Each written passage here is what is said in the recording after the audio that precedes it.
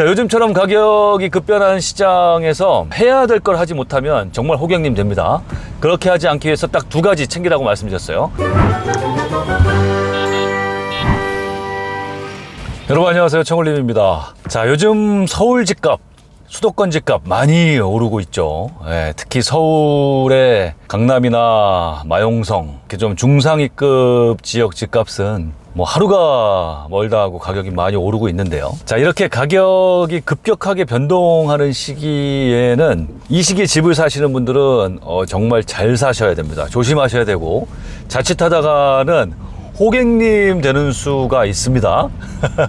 그래서 이런 가격 급등기에 호객님이 되지 않기 위해서 무엇을 조심해야 되는지 딱 두 가지만 조심하면 되는데요. 제가 그 내용에 대해서 안내를 드리도록 하겠습니다. 자, 이 내용만 잘 알고 있어도 가격 급등기에 걱정 없이 집을 잘 살 수가 있습니다. 자, 첫 번째, 부동산 실거래 가격을 정확하게 파악해야 된다라는 겁니다. 최근에 실거래가가 얼마에 찍혔는지 이거 제대로 보지 않아서 덤탱이 쓰는 경우가 왕왕 있어요. 최근에 제 지인분 중에도 이런 케이스가 있었고요. 예를 들면 이런 겁니다. 어느 단지에 네이버나 부동산 포탈 가격 호가가 10억짜리 하나 있고 10억 5천짜리 하나, 이렇게 두 개가 있다라고 한번 해봅시다. 그러니까 이 집을 사려는 분이 그 정보를 보고 아파트 단지 내 부동산에 찾아가는 거죠. 가서 10억짜리도 집을 보고 10억 5천짜리도 보고 해서 10억 5천짜리가 마음에 들어서 그거 뭐 조금 한 1, 2천만 원 깎아서 집을 사게 되는 겁니다. 근데 나중에 알고 보니까 직전 최고가에 비해서 내가 너무 많은 금액을 주고 사는 케이스가 있는 거예요. 요즘처럼 이런 급등기 때는. 이런 현상이 왜 벌어지냐면, 예를 들어서 이 단지의 직전 최고가가 9억이라고 생각해 보세요. 그 가격은 계속 올라요. 그러면 예년 같으면은 9억 다음에는 뭐 9억 1천, 9억 2천 이렇게 순차적으로 팔리게 되어 있는데, 급등기 때는 집주인들이 내놨던 매물을 많이 걷어들입니다. 그러면 중간에 나와 있던 9억 뭐 2천, 3천짜리 매물들이 다 들어간 상태에서 호가를 훅 올려가지고 내놓는 매물들만 남아있는 케이스가 있어요. 그게 10억짜리, 10억 5천짜리만 남아있던 거예요. 이걸 내놓은 집주인분들은 가격을 훅 올려서 내놓고 팔리면 좋고 아님 말고, 이런 심정으로 내놓으시는 분들이 있어요. 그리고 어떤 단지들 같은 경우는 그런 매물들만 남아있는 케이스도 있다라는 거예요. 근데 그런 거를 자세히 조사를 하지 않고 가면, 지금 이게 그냥 시세인가 보다, 나와 있는 매물이 가격이 이거밖에 없으니까 하고 잘못 생각을 하고서 말도 안 되는 최고가를 찍는 경우가 요즘 같은 급등기 때는 왕왕 있다라는 겁니다. 그래서 뭐 요즘에 집 몇 억짜리 몇십억짜리 사면서 실거래 가격을 확인하지 않고 사는 사람이 있겠느냐, 이렇게 생각하실 수 있지만 있다라는 거예요.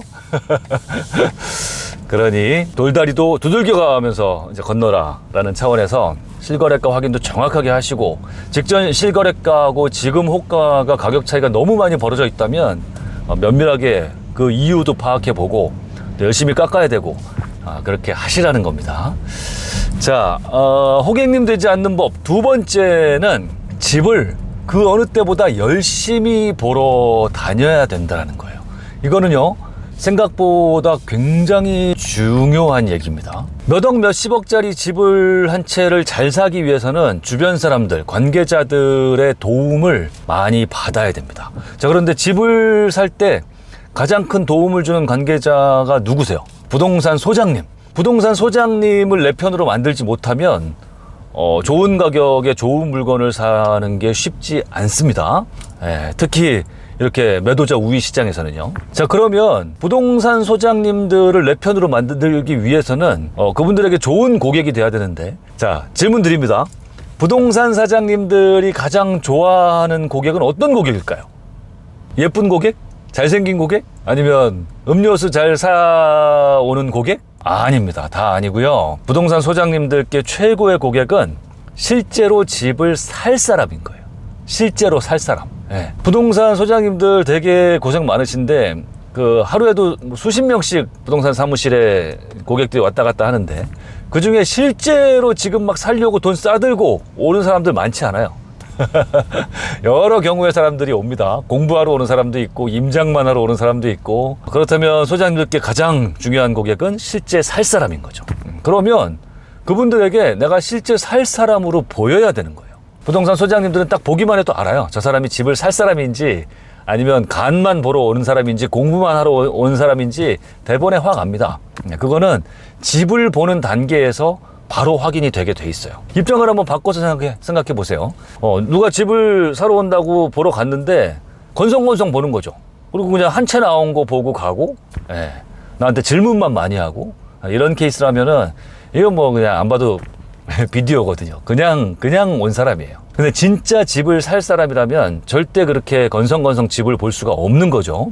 집 하나를 보더라도 구석구석 꼼꼼히 보고, 마음에 드는 집을 만났다고 하더라도 또 가격이 더 높은 거 아니면 더 낮은 거, 여러 채 집을 열심히 꼼꼼히 보고, 그리고 그 중에 가장 마음에 드는 거, 가장 가격이 맞는 거, 그런 것을 선택하고 또 끝까지 깎으려고 노력하겠죠.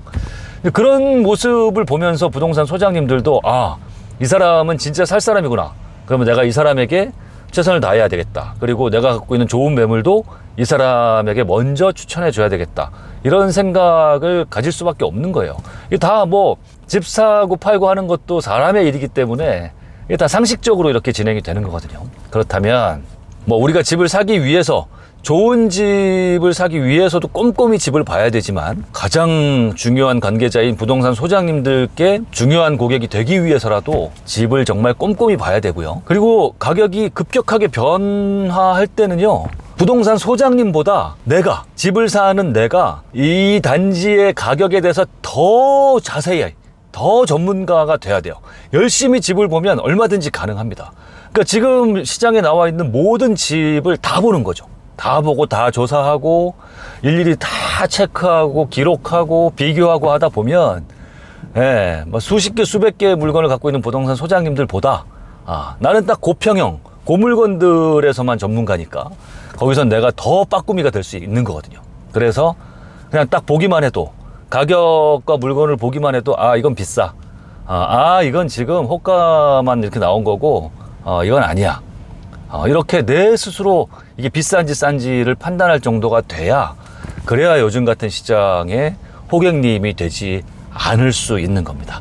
자, 다시 한번 정리합니다. 자, 요즘처럼 가격이 급변하는 시장에서 해야 될 걸 하지 못하면 정말 호객님 됩니다. 그렇게 하지 않기 위해서 딱 두 가지 챙기라고 말씀드렸어요. 첫째는 실거래가, 직전 실거래가를 정확하게 파악해서 너무 많은 차이가 날 때는 조심해야 된다 말씀드렸고, 두 번째는 그 어느 때보다 집을 꼼꼼하게 열심히 보러 다녀야 된다는 겁니다.